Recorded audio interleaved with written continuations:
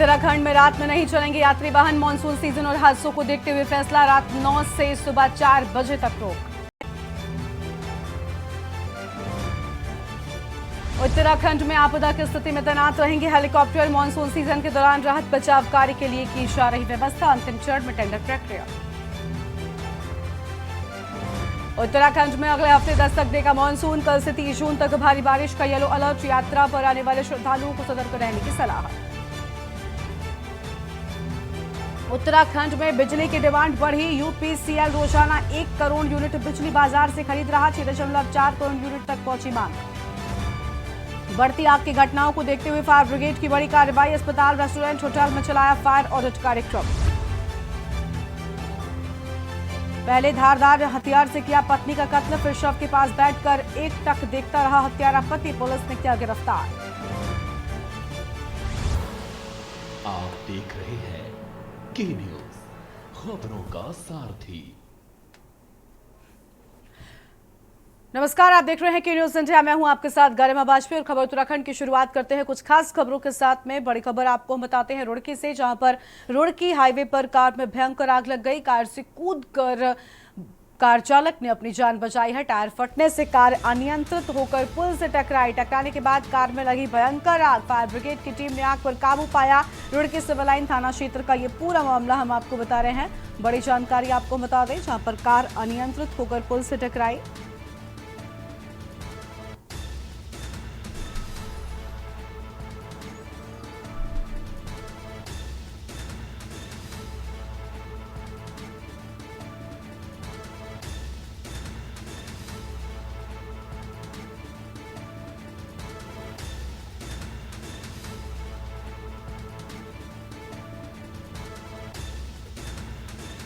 Roorkee civil line थाना क्षेत्र का पूरा मामला हम आपको बता रहे हैं।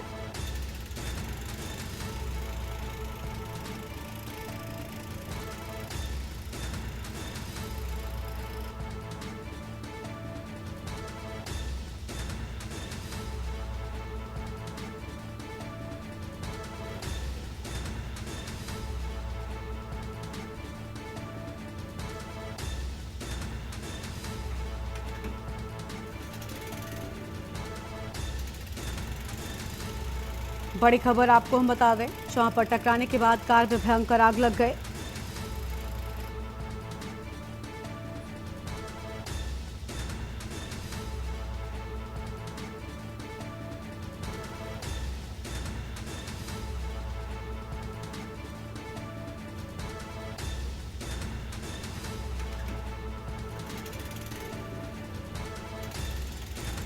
कार से कूदकर कार चालक ने जान बचाई है। बड़ी जानकारी आपको हम बता रहे हैं।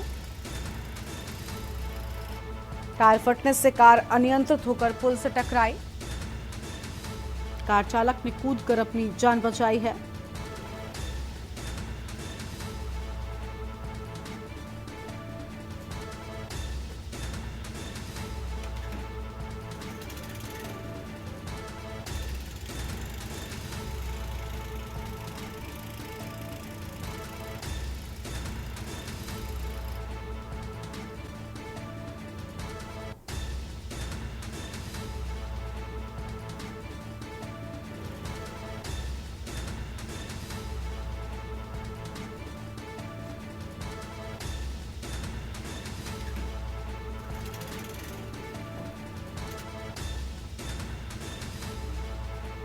आगे बढ़ते हैं खबरों की ओर और अगली खबर का रुख कर लेते हैं।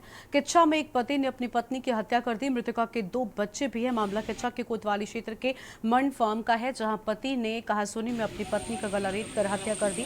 मृतका 1 सप्ताह पूर्व अपने घर से कहीं चली गई थी, जिसको पुलिस द्वारा बरामद कर पति के हवाले कर दिया था। मृतका के घर से भागने को लेकर पति पत्नी में तकरार हो गई। मौका पाते ही पत्नी की हत्या कर दी गई और इसके बाद स्थानीय लोगों ने मामले की जानकारी पुलिस को दी है। मामले की जानकारी मिलने के बाद पुलिस मौके पर पहुंची। पुलिस ने अशोक को मौके से ही गिरफ्तार कर लिया है और शव को कब्जे में लेकर कानूनी कार्रवाई शुरू कर दी है।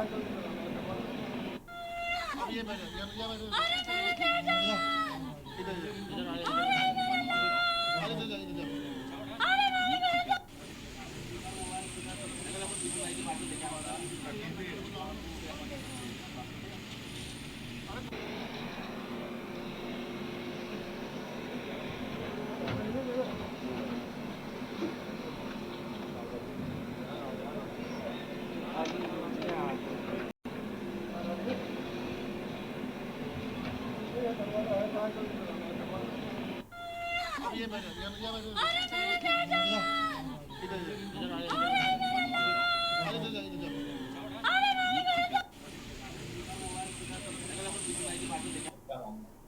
मामला ये था, ये लक्ष्मी बिहार के रहने वाले हैं, किच्छा के। पहले सुनेरी के रहने वाले थे, फिर किच्छा में लक्ष्मी बिहार में रह रहे थे, अशोक और उसकी पत्नी पूनम। तो ये पिछले महीने ये पूनम कहीं चली गई थी किसी के साथ, जो अशोक का कहना है, किसी के साथ चली गई थी। तो उसके बाद जब वो 4-5 दिन बाद वापस आई है, तो उसके बाद इनमें पति पत्नी में आपसी जो है विवाद बढ़ गया था। आज भी यही हुआ कि वो घर में दोनों अकेले थे, और जब विवाद वगैरह बढ़ा तो इसने जो है तैश में आके अपने पत्नी का जो है गला काट के हत्या कर। उस संबंध में जो भी कार्रवाई है, कानूनी कार्रवाई, वो पूरी की जा रही है। जो भी तहरीर आ जाएगी मृतका के गार्जियंस की तरफ से, उस आधार पर अग्रिम कार्रवाई की। आगे बढ़ेंगे खबरों की ओर। अगली खबर का रुख कर लेते हैं। ऊधम सिंह नगर जनपद में बढ़ती आग की घटनाओं को देखते हुए फायर विभाग द्वारा अस्पताल और रेस्टोरेंट, होटल, बड़े गोदाम, प्लांटों पर फायर ऑडिट कार्यक्रम चलाया जा रहा है और कार्यक्रम के तहत फायर की एनओसी और उपकरण पूरे न होने पर विभाग द्वारा कार्रवाई की जा रही है। विभाग द्वारा पिछले 6 माह में अब तक 100 लोगों के खिलाफ नोटिस जारी करने की कार्रवाई की जा चुकी है।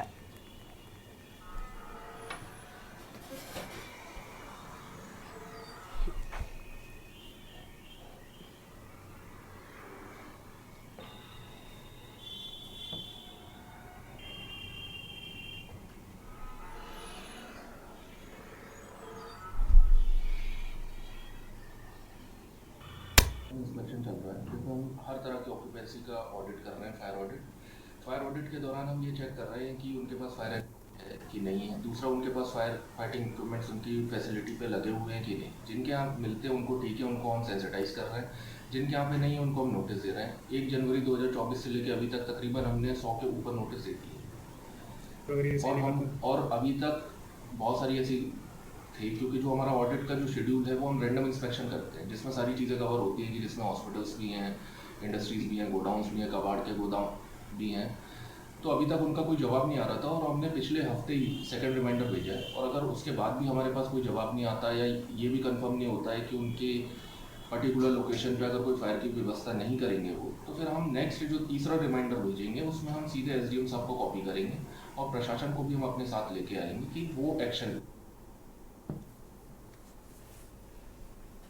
और अगली खबर है नैनीताल से, जहां उत्तराखंड हाईकोर्ट ने देहरादून चक्राता में जल जीवन मिशन के तहत पेयजल निगम द्वारा सरकारी धन का दुरुपयोग करने के खिलाफ दायर जनहित याचिका पर सुनवाई करते हुए कोर्ट की खंडपीठ नगर निगम से 25 जून तक स्थिति स्पष्ट करने को कहा है। मामले की सुनवाई के लिए कोर्ट ने 25 जून की तिथि नियत की है। बता दें कि देहरादून चक्राता निवासी पूजा गौड़ व अन्य से उच्च न्यायालय में जनहित याचिका दायर कर कहा है कि नगर निगम द्वारा जल जीवन मिशन में अनियमितताएं बरती गई हैं, जिससे सरकारी धन का दुरुपयोग हुआ है। याचिकाकर्ता का कहना है कि जल जीवन मिशन के तहत ऐसे जल स्रोतों से कनेक्शन लगाए गए जिसमें पानी ही नहीं है। देखिए, ये याचिका पूजा गौड़ एक जो सामाजिक कार्यकर्ता है उन्होंने लगाई थी। जो चक्राता डिवीजन है जो देहरादून डिस्ट्रिक्ट में आता है, वहाँ पे जो पेयजल निगम है, कई मामले ऐसे सामने आ रहे हैं कि वहाँ पे जो टेंडर इशू हो रहे हैं वो काफ़ी फॉल्स टेंडर इशू हो रहे हैं कि जल स्रोत तो होता नहीं है और हम हर घर जल से नल जो स्कीम है जो जल जीवन मिशन की होती है उसके अंदर हम कोई जहाँ जल स्रोत नहीं है वहाँ से जल ले जा रहे हैं। जहाँ ऑलरेडी स्कीम्स हैं, ऑलरेडी पाइपलाइन जिन घरों में जारी है, उन जगहों पे भी हम दोबारा क्या तो अभी एक न्यूज़पेपर में रिपोर्ट आई थी कि पाइपलाइन तोड़ के दोबारा पाइपलाइन बना रहे हैं। केवल जो कॉन्ट्रैक्टर्स हैं, जो लोकल कॉन्ट्रैक्टर्स हों या जो भी कॉन्ट्रैक्टर्स हैं, उनके और जो करप्शन चल रहा है पूरा टेंडर को लेके जो पूरे उत्तराखंड में चल रहा है, उन सबको मिली भगत में उनको बेनिफिट पहुंचाने के लिए हम ये कर रहे हैं। तो ये पीआईएल करता जो है, ये याचिका करता है, जो इन्होंने ये मुद्दा उठाया है। आज कोर्ट ने इसमें इंस्ट्रक्शंस मांगे हैं और ये मैटर ट्यूसडे को लगा है। सरोवर नगरी में तपती गर्मी के बाद हुई बारिश से पहाड़ चटकने लगे हैं। सुबह हुई बारिश के बाद नैनीताल तलेताल क्षेत्र के हल्द्वानी मार्ग में कूड़ा गट्टा के समीप सड़क किनारे पार्क की गई कार में दोपहर बारिश के दौरान पहाड़ी से सड़क में पत्थर गिरने लगे। तभी पहाड़ी से एक बड़ा पत्थर गाड़ी के शीशे पर जा गिरा और जिससे गाड़ी का शीशा और स्टीयरिंग पूरी तरीके से क्षतिग्रस्त हो गए हैं। प्राप्त जानकारी के अनुसार गाजियाबाद से नैनीताल घूमने आए पर्यटकों ने पार्किंग पर सड़क किनारे अपना वाहन पार्क कर टैक्सी बुक कराकर घूमने चले गए। इस दौरान पहाड़ी से गिरे भारी भरकम पत्थर से वाहन क्षतिग्रस्त हो गया है।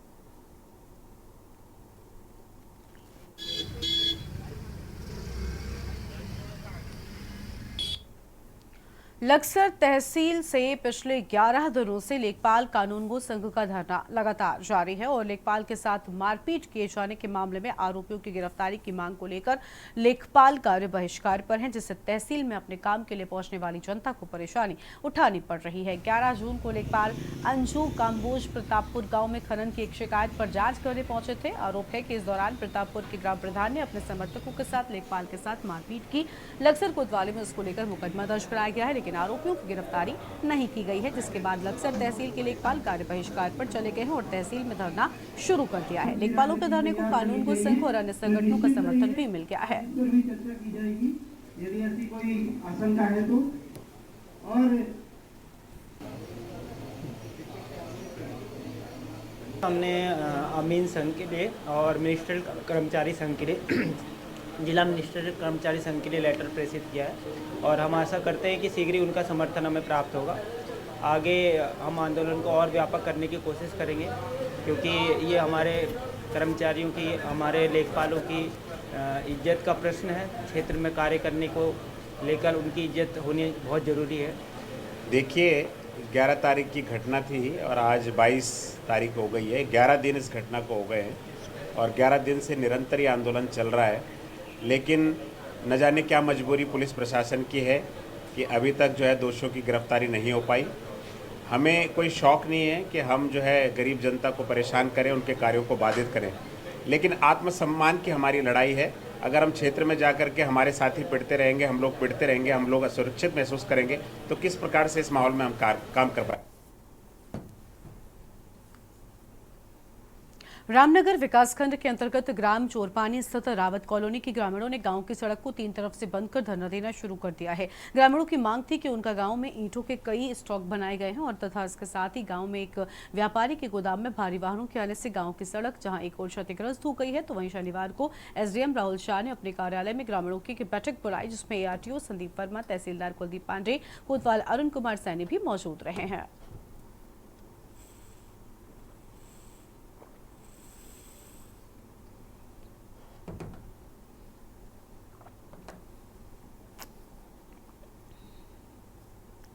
देखिए, जो हमारा चोरपानी क्षेत्र है, उस क्षेत्र में एक जो है व्यापारी का बहुत बड़ा गोदाम है वहाँ पे, जिसमें 100-150 ट्रक डेली आते हैं, ईंट, रेत, बजरी, सरिया, सीमेंट के, और जगह जगह पर कई सारे उन्होंने जो है वहाँ पे ये ईंटों के स्टॉक खोल दिए थे, जिसको लेकर ग्रामीणों में काफ़ी लंबे समय से रोष था, जिसको लेकर कल 21 तारीख को सुबह 9 बजे से 3 रास्तों पर धरना शुरू कर दिया था ग्रामीणों ने।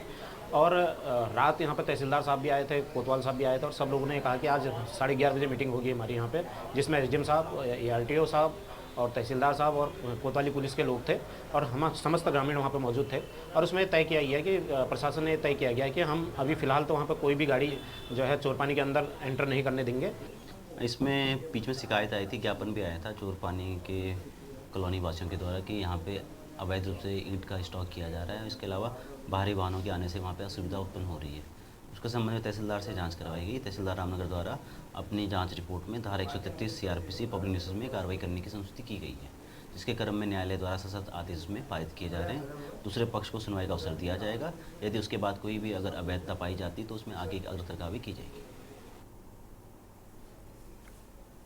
और वॉइस एसोसिएशन की 29वीं वर्षगांठ केंद्रीय रिजर्व पुलिस बल एसआरपीएफ ग्रुप केंद्र काठगोदाम में धूमधाम से मनाई गई है, जहां शहीद के परिवारों का सम्मान और उनके समस्याओं का समाधान किया गया और साथ ही मेधावी बच्चों को सम्मान देकर उनकी हौसला अफजाई भी की गई है। डीआईजी ने शहीद के परिवारों की समस्या सुनी और उनका मौके पर ही निस्तारण भी किया है। कार्यक्रम का शुभारंभ सीआरपीएफ ग्रुप केंद्र के डीआईजी शंकर दत्त पांडे और वॉइस एसोसिएशन के अध्यक्ष ऋचा पांडे ने शहीदों को श्रद्धांजलि अर्पित करते हुए किया है। मंच पर नैनीताल, हल्द्वानी और लालकुआं से आए शहीदों के परिजनों को आमंत्रित किया गया। उन्हें न सिर्फ सम्मानित किया गया, बल्कि डीआईजी ने समस्याएं सुनकर उनका समाधान भी किया है।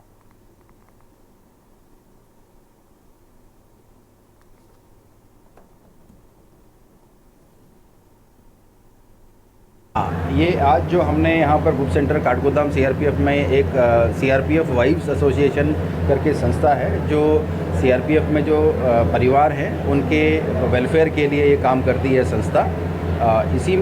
इसका आज स्थापना दिवस था यहाँ पर और इसी संदर्भ में हमने यहाँ पर एक छोटा सा कार्यक्रम किया, जिसमें सांस्कृतिक कार्यक्रम भी हुआ, बच्चों ने, लेडीज़ ने भाग लिया और इसके साथ में जो हमारे आसपास के जो शहीद परिवार हैं उनके शहीद परिवार के सदस्यों को यहाँ पर बुला के सम्मानित किया। आज हमारा CRPF का 29 कावा रेजिंग डे है और हम इस उपलक्ष्य में क्या है, लेडीज़ लोगों के साथ में कांटेक्ट करते हैं, उनको कोई प्रॉब्लम है या उन लोगों को आगे कुछ करना है तो वो हम प्रोत्साहित करते हैं उनको। अपने हम कावा में काफ़ी सारी एक्टिविटीज़ करवाते हैं, किसी को सिलाई सिखवाते हैं, किसी को ब्यूटिशियन कोर्स करवाते हैं, जिनके बच्चों को बाहर जाने में प्रॉब्लम है उनके लिए ट्यूशन्स प्रोवाइड कराते हैं, और अंदर हमारे पुस्तकालय है और सिलाई भी करती हैं। अभी इस बीच भी हमने काफ़ी सारे प्रोग्राम किए हैं, जिसमें एक तो हमने मेडिकल चेकअप करवाया था, गायनेकोलॉजिस्ट उसमें आई थी हमारी ब्रजला हॉस्पिटल से, और एक फिजिशियन आए थे। उसके अलावा हमने इन लोगों के लिए ड्राइंग कंपटीशन करवाया। राजधानी देहरादून के वन विभाग मुख्यालय में वन मंत्री सुबोध उनियाल को लेकर अहम खबर सामने आई है। वन विभाग की बैठक हुई है, सुबोध उनियाल की अध्यक्षता में ये बैठक हुई है।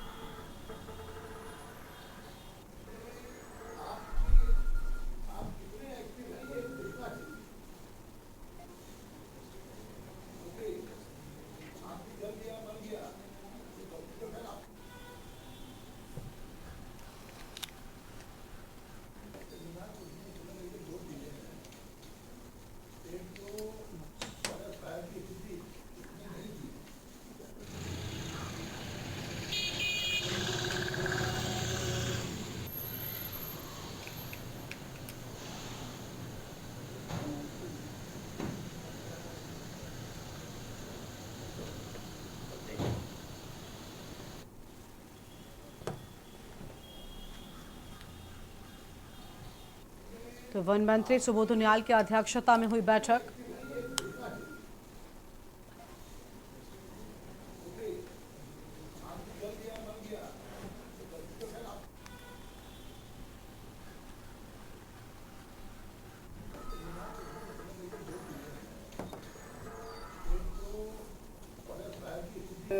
समसामयिक भी हैं, जनहित के भी हैं और कुल मिलाकर के पर्यावरण से संबंधित भी। जैसे अभी पहली बार हम लोगों ने वन पंचायत अधिनियम का संशोधन किया और एक क्षेत्र जिसमें वन पंचायतों की जमीन पे उसको जड़ी बूटी की खेती के लिए अलाउ कर दिया था।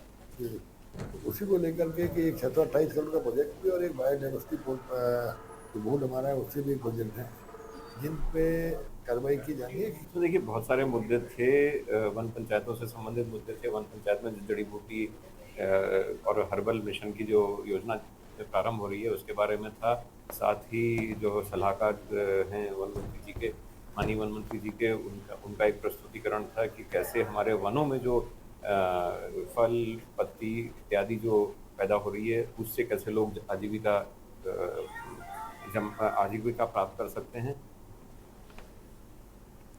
भारत के हिंदू राष्ट्र बनने की कामना को लेकर दिल्ली व हरियाणा के 2 शिव भक्तों ने देवनगरी हरिद्वार से पवित्र गंगा जल उठाया। दिल्ली निवासी शिव भक्त पंकज ने अपने चचेरे भाई पवन के साथ 101 लीटर गंगा जल व हरियाणा निवासी योगेश यादव ने 51 लीटर गंगा जल की कांवड़ उठाकर 7 जून को अपने अपने गंतव्य की ओर रवाना हुए थे। शिव भक्तों ने लगातार बताया कि 3 सालों से ऐसे मौसम से बचने के लिए सावन माह से पूर्व कांवड़ लेकर चलते हैं और प्रत्येक दिन 4 से 5 किलोमीटर का सफर तय करते हैं। उनकी भगवान भोलेनाथ से यही कामना है कि भारत हिंदू राष्ट्र बने और इसे को लेकर उन्होंने कामना उठाई है।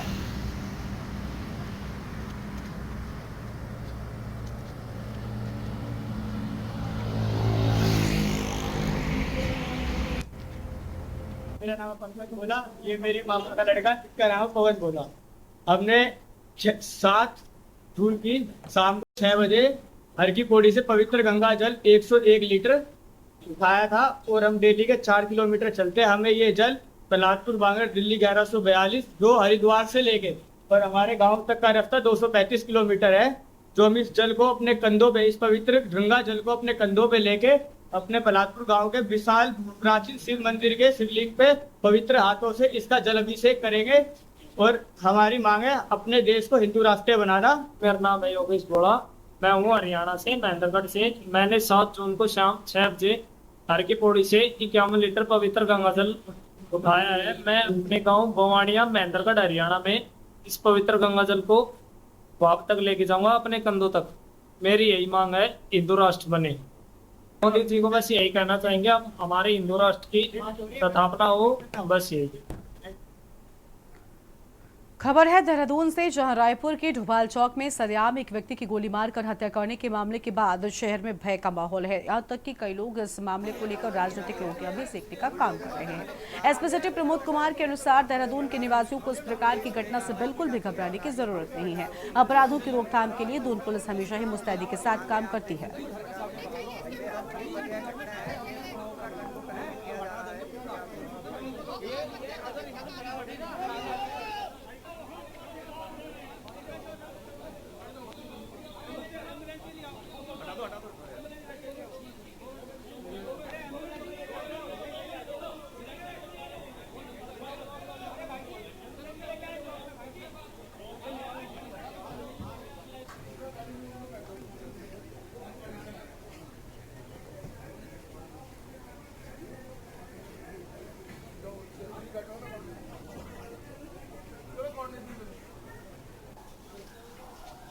हम आश्वस्त करना चाहेंगे हमारे आम जनमानस को कि देखिए ऐसा नहीं है, पूरी हमारी जो कानून व्यवस्था की स्थिति बिल्कुल ठीक है।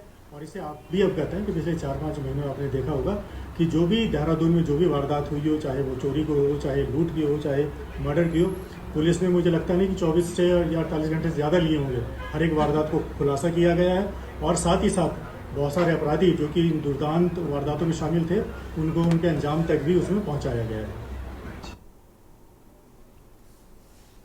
मुख्यमंत्री पुष्कर सिंह धामी ने कहा कि देवभूमि उत्तराखंड में उपद्रवियों के लिए कोई जगह नहीं है। उपद्रव, दंगा करने वाले और सरकारी संपत्ति को नुकसान पहुंचाने वालों के लिए दंगा विरोधी कानून बनाया गया है। इसके साथ ही लैंड जिहाद और बाहरी राज्यों के लोगों के वेरिफिकेशन ड्राइव को लेकर भी सीएम धामी काफी सख्त नजर आ रहे हैं।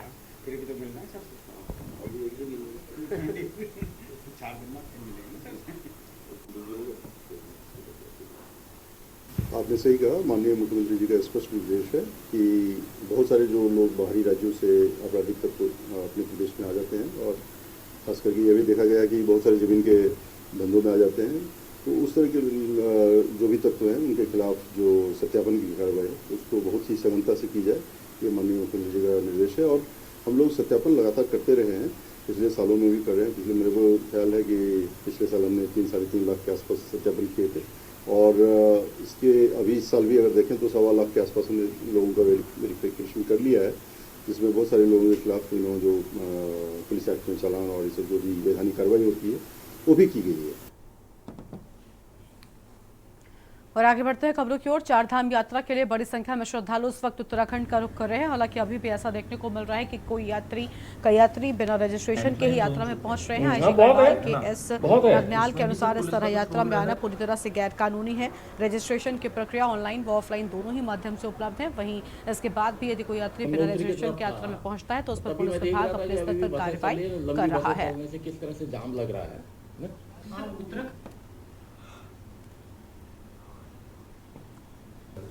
लगातार मुकदमा कायम हो रहा है इसमें, पंजीकरण में फर्जी पंजीकरण जो भी हुआ है, क्योंकि ये चीज़ें गलत है। ये आप रजिस्ट्रेशन करके यहाँ स्थानीय स्तर में आइए, रजिस्ट्रेशन करिए, जाइए 2-4 दिन रुक के, लेकिन अब तो रजिस्ट्रेशन तुरंत मिल जा रहा है। जितनी भी उनकी कैपेसिटी है उससे कम ही आ रहा है, तो कोई दिक्कत ही नहीं है ऑनलाइन में भी। और साथ ही स्थानीय स्तर में भी बड़ी संख्या में रजिस्ट्रेशन की संख्या ये उपलब्ध है। तो लिहाजा कोई भी यात्री आता है अगर फेक ढंग से वो रजिस्ट्रेशन करता है तो अभी भी चेकिंग के दौरान यदि पकड़ा जाता है तो उसके खिलाफ कार्रवाई की जाएगी कि इस तरह के जो गलत और अवैधानिक इलीगल जो कार्य हैं उसको क्षमा नहीं किया जाएगा।